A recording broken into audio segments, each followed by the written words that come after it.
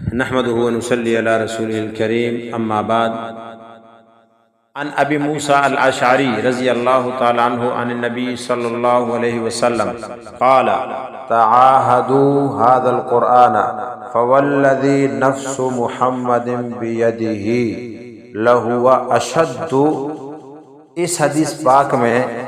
حضرت ابو موسیٰ اشعری رضی اللہ تعالیٰ عنہ کی روایت ہے، فرماتے ہیں نبی کریم صلی اللہ علیہ وسلم نے فرمایا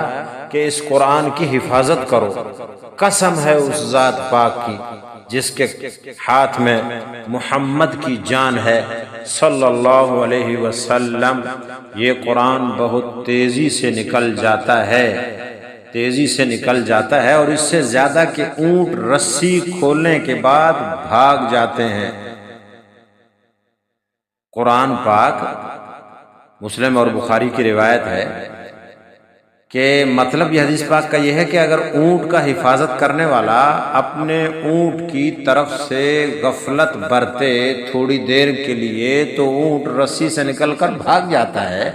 اسی طرح اگر قرآن پاک کو اور حامل قرآن کو نہ پڑھے، نہ پڑھا جائے تو وہ اونٹ سے بھی زیادہ جلدی سینے سے نکل جاتا ہے اور پھر آدمی قرآن بھول جاتا ہے۔ اس لیے اونٹ کی حفاظت سے بھی زیادہ قرآن کے حفاظت کی ضرورت ہے۔ جو آپ کو آتا ہے، جو آپ نے پڑھا ہے، اگر آپ نے 20 سال پہلے پڑھا، دوبارہ پڑھنے کی توفیق نہیں ہوئی تو پڑھو، یاد کرو اس کو، تھوڑا پڑھو، روز پڑھو، معمول بناؤ، تو انشاءاللہ آہستہ آہستہ قدرے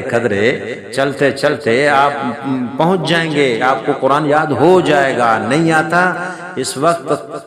آپ کے پاس دنیاوی تمام سہولیات موجود ہیں، آپ گھر بیٹھے قرآن آن لائن پڑھیں اور آپ یاد کریں، اور اس کو ترتیب کے ساتھ اور ترتیل کے ساتھ اور تجوید کے ساتھ اور